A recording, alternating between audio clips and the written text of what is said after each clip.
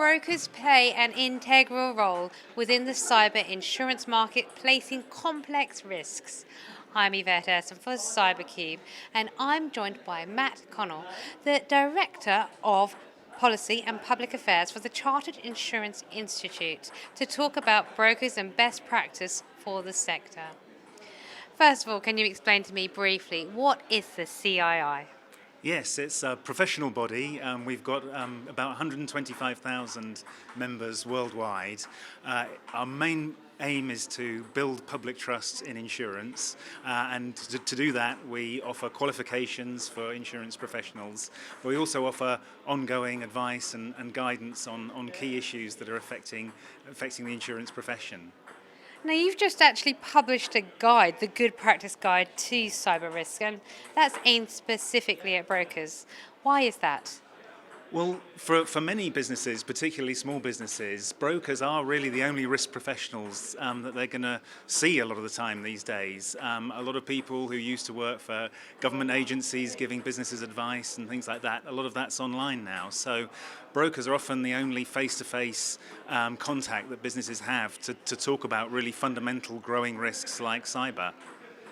Now, can you highlight some of the key findings of that guide? Yeah, well, first of all, it found that about a third of businesses every year are subject to a cyber attack. So this is a risk that's probably far more common than a lot of the property risks that people routinely insure for. Another key finding is that to really get the right kind of cyber insurance and to really understand what you're covered for and what you're not covered for, you need to really think carefully. Organizations really need to think carefully about the kind of risks they face and how they're dealing with the risks, not just the kind of insurance policy they're buying, which means really the key conclusion is that they need a good conversation, a probing conversation about what they're doing right, what they're doing wrong, what they need to do more of, and it's a broker that can deliver that kind of conversation. So obviously there are quite a few things that brokers must do to make sure that cover is relevant and suitable, but perhaps you could just highlight a few of them. Yeah, well, first of all, I think it's understand the risks. So people often, the first risk they think of is data protection and privacy and securing data.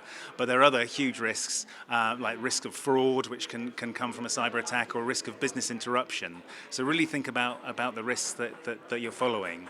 Then you've got to secure the right kind of technology, use the right kind of technology to make sure you're not vulnerable to an attack.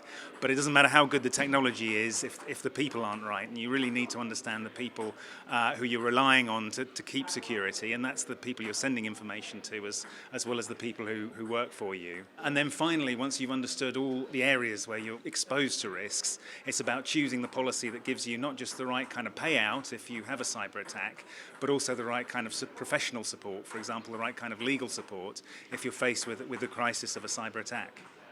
Looking forward, can you tell me what are the next steps? What will you be doing?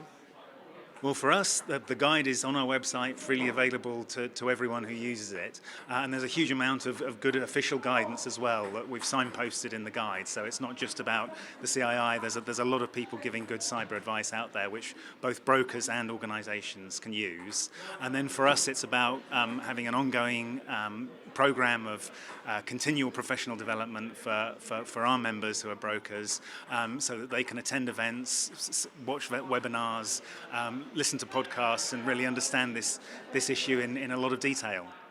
Matt, thank you very much for explaining that. Thank you.